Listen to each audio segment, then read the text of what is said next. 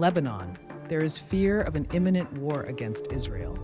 Many of its inhabitants fear that the conflict in the Middle East will soon reach their country. The confrontations between Israel and the Hezbollah militia are intensifying every day.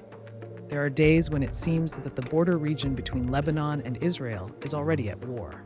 Israeli unmanned drones cross the sky, while the Hezbollah militia, backed by Iran, faces the Israeli army.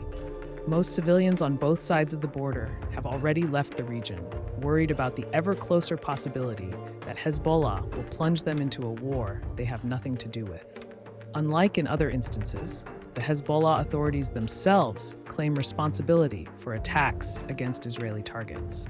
Internal refugees are convinced that Lebanon is not prepared for a war. For them, the country has huge hospital and infrastructure deficiencies. The consequences could be similar to what the Palestinians in Gaza are suffering.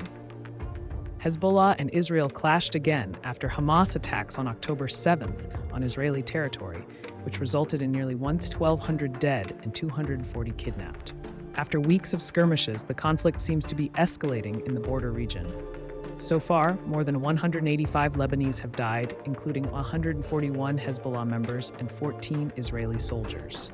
Last week, both the U.S. Secretary of State, Antony Blinken, and his German counterpart visited the Lebanese Prime Minister to de-escalate the situation in Beirut. However, this is a complicated mission. In many Western countries, the military wing of Hezbollah is considered a terrorist organization. In Lebanon, however, the militia is rather seen as a political force. On several occasions, Hezbollah has been part of the country's government. However, Western representatives do not speak directly with the Shiite militia, which is mainly financed with Iranian money. For Western specialists and diplomats, both the Lebanese population and government are mere spectators and reason that Hezbollah pursues its own strategic interests, which are not necessarily identical to those of Lebanon. At this point, it is worth remembering that this armed extremist group is part of the regional coalition with Iran and other actors, also known as the Resistance Axis. Its members have other objectives, and they are not exactly defending Lebanon and saving its stability. Their main enemies are Israel and the US.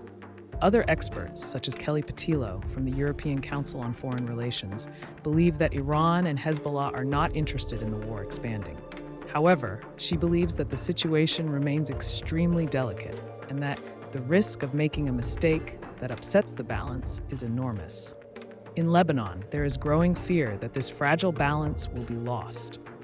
Many Lebanese do not trust in the capabilities of their army, which is considered weaker than Hezbollah.